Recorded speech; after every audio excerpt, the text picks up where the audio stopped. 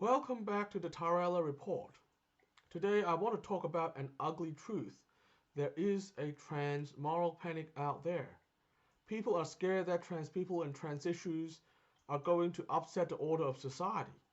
It's like how there was a major moral panic around gay marriage back when I was in college, which saw the majority of US states as well as other Western countries like Australia move swiftly to ban gay marriage.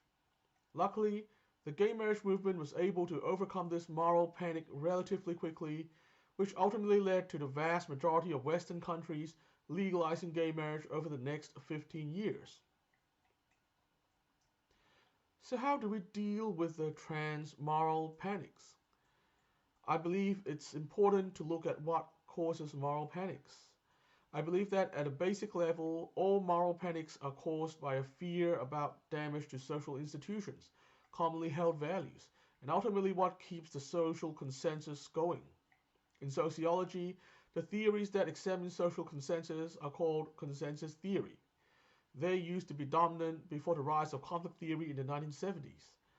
I believe the neglect of consensus theory in Western sociology in recent decades has contributed to an inability to examine and overcome moral panics.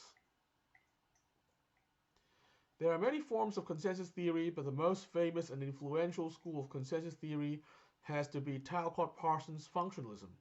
Indeed, back in the post-war era, sociology and Parsonian functionalism were almost synonymous. Parsonian functionalism examines society using a functional lens. It is based on the idea that society needs to fulfill certain functions, namely adaptation, goal attainment, integration, and pattern maintenance. Parsons also showed how institutions and social norms allow society to fulfill these functions. Although Parsons' analyses were criticized for being too focused on the 1950s middle class, I think we can apply a similar analysis to today's problems and learn a lot from it. The thing I like most about functionalism is how it understands that every society needs to fulfill certain functions, how complex systems are required to make it all work, and how important it is to appreciate things when they work well.